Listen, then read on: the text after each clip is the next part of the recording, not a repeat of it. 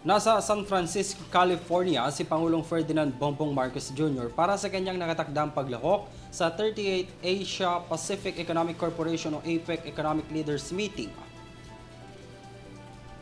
Sa kanyang ikalawang beses na pagdalo sa APEC Economic Leaders Meeting, nakatakdang makipag-ugnayan ang presidente sa iba pang mga economic leaders para mapag-aralan ang pagkamit sa food and energy security ng bansa, maging ang economic inclusion ng mga micro, small and medium enterprises, panghihikayat ng trade at investment at pagpapatibay ng bilateral relationship kaisa ang ibang mga world leaders. Bago pa man ang mismong APEC Summit, nakatakdang makipagkita si Pangulong Marcos sa Filipino community sa San Francisco para naman sa paglatag ng mga plano ng gobyerno para sa welfare ng mga Pilipino abroad.